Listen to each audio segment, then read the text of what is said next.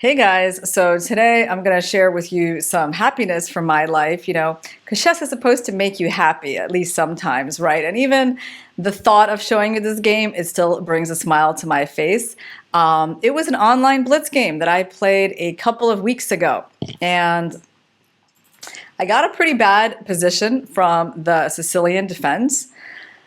You can call it my favorite opening. And what makes my position bad? Well, my opponent's knight is about to come to the central outpost. Obviously, her pawns are quite menacing. This bishop is terrible. I'll be losing a tempo on him. So, things are not going well for the moment. So I play bishop b5, kind of logical move, trying to make the bishop better, and my opponent plays knight d4. And I realize I have like a really big problem with the c6 square. I mean, if I take, there's going to follow the tempo on my queen, then I'll lose the bishop with check, I lose a piece. I mean, it's so hard to cover that square because my queen is basically tied down to my bishop. I could play rook c8, trying to like offer up a pawn on the b5 square. But I really didn't want to move my rook away from the A file. So I got this idea, and I just decided to gamble with it. I saw there was a little problem with it, but it had some potential. So I went for the move knight c5. Piece activity, right? At least this knight is going to be having a good life in this game. So my opponent took my bishop. It's the natural move, and I threw in this intermezzo. If my Italian pronunciation isn't good, just write about it in the comments, guys. Knight e4, and my opponent played one of the many queen moves. Does it really matter where the queen goes as long as it moves away, right? The important thing is that white is going to be winning that bishop soon. So the queen just needs to move away anywhere, right? Yeah, we'll come back to that. So she moved here. Not necessarily the most natural choice, but the idea is she's thinking like, of course I must be trying to save that bishop. Like I must be trying to like make that capture on g5, and she's actually stopping me from doing that because then she just captures with the h pawn and I get mated, right? That's the idea of queen h2. But what my opponent didn't understand was that I had a completely different concept here. So I captured back, just giving up a piece, right? Like my queen's under attack. Now my bishop's going to be under attack. And I lost this bishop with check. And yes, this was all the plan, guys, because I was actually aiming for this exact position. And I was thinking, I got some potential here. I got this beautiful rook. I got this amazing knight, the queen, and these pieces are a little bit stuck, right? So maybe I'm going to have like a good attack here. So believe it or not, guys, black is actually winning, like straight up winning already, despite the fact that it's white's turn to move and white is up a piece. And I'm not like threatening checkmate yet. So, I didn't realize during the game like that I was that winning, but like I said, I thought there was potential in my position. So my opponent played f5. And kind of makes sense, she's trying to get to my king, right? And we'll also take a look at this move shortly because that's actually a trickier try for white. So she goes f5. How should I continue attacking? I have a lot of moves to queen c4, queen a5, queen a7, just attack that pawn. And I was like, why don't I just take the pawn, right? And that felt really good, offering up that rook. And the point is that if they take it, well, then we can check. King can't go there because of checkmate. King goes back, and actually, because of this amazing knight, there's no escape for the king. Queen a1, right? No one's around to help that king on the open file. If every time they go c3, we go b3, and that square is taken, and so is that one. So the rook is untouchable. I think around here my opponent realized there was like a big problem. She tried f6, and then you just have to kind of carefully calculate that you're not going to walk into any counterplay. I played here anyway. She checked me again. Obviously, we're not interested in like taking that bishop. We just go out of the checks, and that's the end. The checks are over, and the checkmate is coming. So that was the final position of the game. And yeah, I think you can see why I was happy with it, right? It's like pretty cool idea of like sacrificing a piece just to get like some open files, and then you follow up with this rook sacrifice on the open file, and it just looks really beautiful. So let's go back for a second. She had this move h5, which is similar to f5 in the spirit, right? But it's actually a much trickier move. And I don't know if I would have played the right move here, guys, because the right move is wonderful and deep. Like, I don't know how much more sort of brilliance I had, you know, for this move to find it. So I would have had to play h6. Look at that. Prophylaxis in the middle of your attack. h6 just wins, right? But like, imagine I go rook to a2. Like, same idea I did in the game. Well, now she reaches my king kind of faster.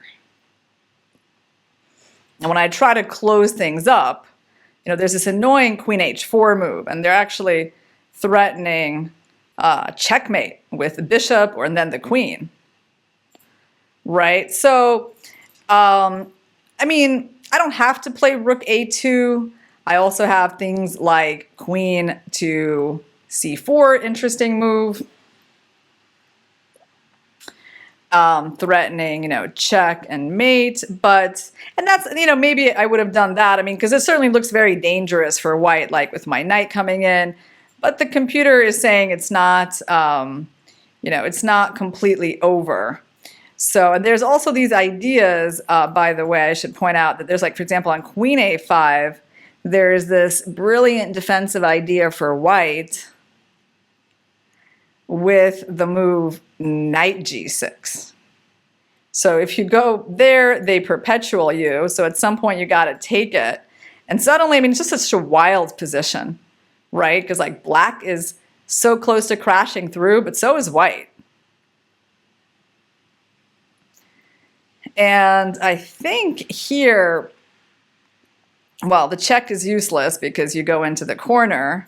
But one of my ideas is something like, let's say h6, and if they take, it's knight c3. It's just like the craziness keeps continuing. They can't take me because then I go a2, and then you can't go into the corner because I take the pawn and checkmate. I'm also threatening to queen with a check and take that pawn. Right, so that's the checkmate I was talking about. So they can't take the knight, they gotta go like this way. And then I think we take, they go out into a discovery. We have like a double discovered check, but I'm not sure what we're gonna have after that, you know, because we're in big trouble here.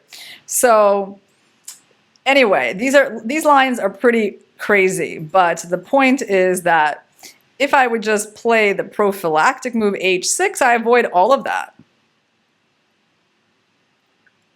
And I think if they go knight to g6, that's a good question.